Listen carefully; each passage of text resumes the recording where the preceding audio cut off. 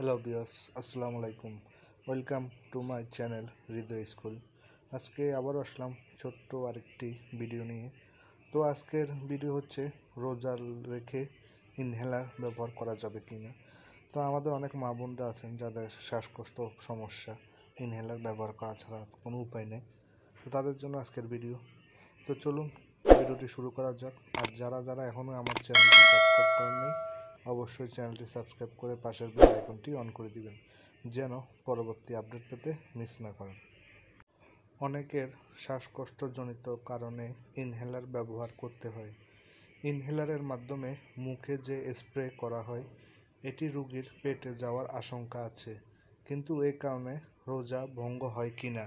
ইসলামী চিন্তাবিদরা বলেছেন, ইনহেলার যদিও একটি গ্যাস বা বাতাসের মতো মনে করা হয়, তারপরও এর অস্তিত্ব রয়েছে, যার ফলে দেখা যায় যে একটি কাঠের উপর স্প্রে করলে সেটা ভিজে যায়।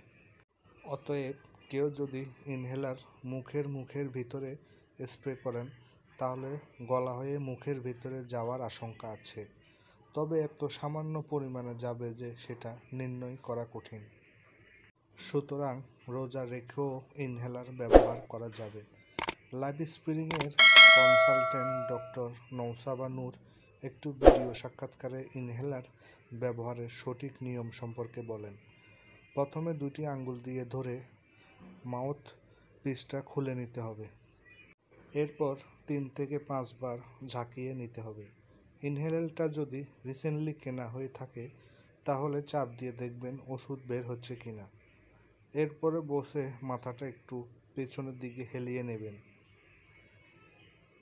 এরপরে শ্বাস ছেড়ে ইনহেলারটি মুখে নিতে হবে। নওসাবা আরও বলেন, ইনহেলারটি মুখের ভিতর এমনভাবে নিতে হবে যাতে 2 দাঁতের ফাঁকের ভেতর থাকে, কিন্তু দাঁত দিয়ে এটা কামড়ে ধরবেন না। ঠোঁট দিয়ে সুন্দর করে মাউথ পিসটা ধরবেন। এমনভাবে ধরবেন যাতে ওষুধ এবং বাতাস বাইরে হয়ে যেতে না পারে। এরপর ধীরে ধীরে বুক ভরে শ্বাস নেবেন। এতে করে পুরো ওষুধ আপনার ফুসফুসে ছড়িয়ে পড়বে। 10 সেকেন্ড শ্বাস ধরে রাখার পর ছেড়ে দেবেন। ইনহেলার ব্যবহারের পরে অবশ্যই ভালো করে কুলি করে নেবেন।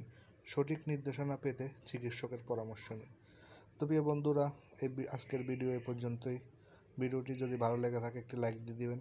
আর যারা এখনও চ্যানেলটি সাবস্ক্রাইব করেন নাই, চ্যানেলটি সাবস্ক্রাইব করে পাশের বেল আইকনটি অন করে দিবেন, যেন পরবর্তী আপডেট পেতে মিস না করেন। তো আসি, আবারও আসবো নতুন কোনো ভিডিও নিয়ে। আসসালামু আলাইকুম রহমতুল্লাহি ওয়া বারাকাতুহু।